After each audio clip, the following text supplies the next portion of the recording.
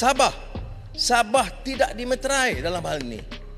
Ketua Menteri Sabah dimaklum bahawa memuktamadkan Pulau Sebatik dan kawasan yang melibatkan Tawau dan Sabah itu ditangguh sehingga ada persetujuan baru kerana kita belum bersetuju. Saya ada cakap tadi, dengarlah.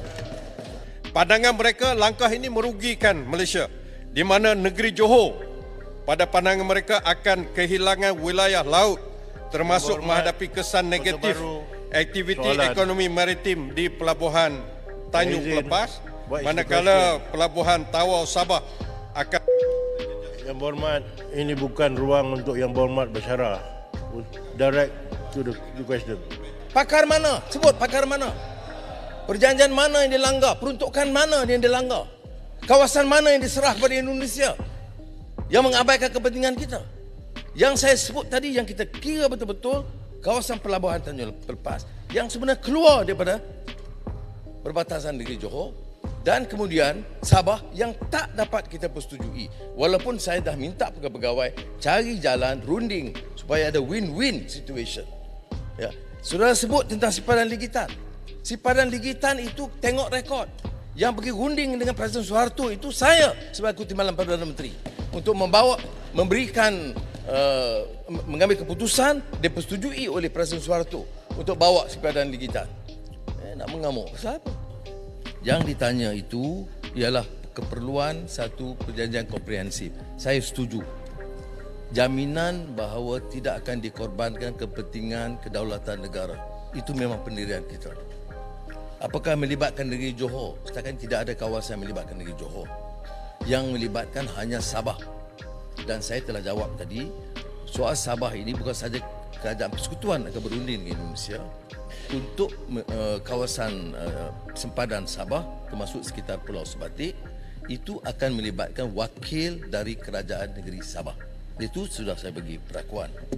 Jadi soal dia komprehensif, dia komprehensif settlement yang belum dimeterai hanya sebahagian kecil yang melibatkan sempadan Sabah, dan memang kita tidak dapat bersetuju.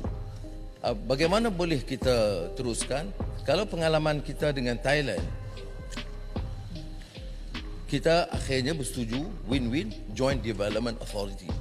Ya. Tapi Pulau Sebatik belum sampai ke situ. Ya.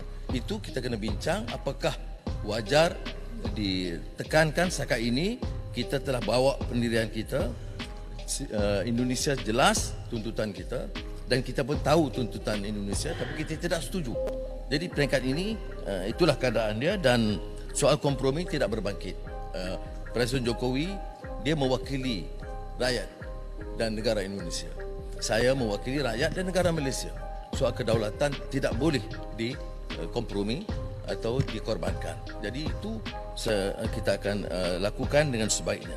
Cuma saya beritahu, dalam keadaan runingan ini, sementara itu diteruskan, kita kata kita selesaikanlah yang kita setuju dulu. Yang kecil kita tak setuju, kita tangguh lah. Tetapi jangan jejaskan hubungan dua hala. Saya berpendirian dan kerajaan ini akan terus menganggap Indonesia itu sebagai negara sahabat dan harus kita tingkatkan kerjasama dalam semua bidang. Dan kita tidak mahu beberapa masalah perbezaan yang didapati di antara kita menjejaskan hubungan dua hala. Jadi, tapi muktamad pendirian kita adalah tidak mungkin kita korbankan 1 inci pun tanah negara kita. Jangan lupa follow, like, dan subscribe sosial media Tribun Jateng.